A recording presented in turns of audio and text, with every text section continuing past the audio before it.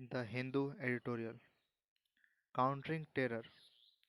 All nations must come together against groups targeting civilians. External Affairs Minister S. Jaishankar's listing of four hurdles to better counter-terrorism cooperation.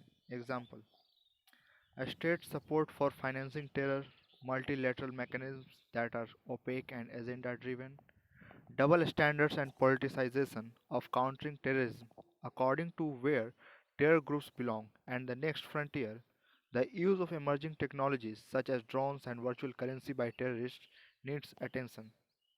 The focus of the UNSC special briefing on Thursday, Global Counterterrorism Approach, that was convened by India, is well timed given that the global war on terrorism and the sanctions regimes launched after 9/11 are in disarray. In their haste to exit Afghanistan in 2021, for example, the UNSC's permanent members, the US and the UK, struck the biggest blow to the sanctions regime by holding talks with the Taliban, easing their path to power in Kabul and letting their handlers in Pakistan off the hook. Second, as Mr. Jaishankar has pointed out, a P5 country, China, continues to block the designations of Pakistan based terrorists, including five named this year, from the Lashkar-e-Taiba and the Jaish-e-Mohammed. Finally, instead of uniting to accept India's proposal of 1996 of a comprehensive convention on international terror to institute global practices on countering terror, the P5 countries are hopelessly polarized and irrevocably so over Russia's war in Ukraine. Given the scenario, New Delhi's attempt at highlighting the issues during the last few weeks of its 2 year UNSC tenure was apt, as it built up to the briefing with conferences in India, including a UN Counter-Terrorism Committee meeting, the No Money for Terror conference, and an Interpol conference. It is unfortunate, however, that the briefing appears to have been overshadowed by heated words outside the council between Mr. Jaishankar and his Pakistani counterpart Bilawal Bhutto Zardari.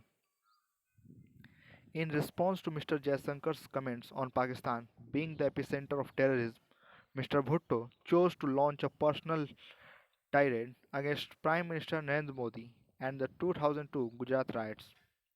That Pakistan's dossier on what it claims is an Indian hand behind a blast in Lahore essentially pertains to an attack on the 26/11 terrorist strikes mastermind and Lashkar-e-Taiba chief Hafiz Saeed is equally telling about the Pakistan government's regard for him, as well as its desire to muddy the global narrative on terrorism. The government would be better served by not taking the bait and focusing instead on the task at hand, reinvigorating the global agenda and counterterrorism architecture by emphasizing the need for unity on the issue and for all countries to provide resources to the battle against those driven by a radical ideology who continue to threaten civilian populations worldwide. Dangerous gamble. Turkey should not use its geopolitical advantage to crush Syrian Kurds.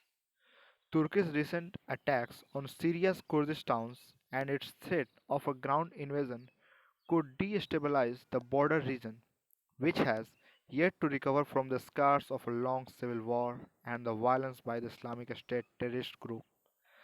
The trigger was the November 13 blast in Istanbul that claimed six lives. Turkey has blamed the Kurdistan Workers' Party (PKK), the Kurdish militant group operating in its southeastern parts, and the People's Protection Units (YPG), a Syrian Kurdish militia. For the blast, they have denied the allegations and has carried out airstrikes in Syria's Kurdish towns. Turkey has reportedly asked the YPG to withdraw from key towns on the border, Manbij, Tal Rifat, and Kobane, soon and has threatened to launch another cross border incursion into Syria if the YPG failed to do so. Turkey's President Recep Tayyip Erdogan wants to create a buffer zone between the YPG controlled towns in Syria and Turkey's own Kurdish territories, where the state has been fighting the PKK.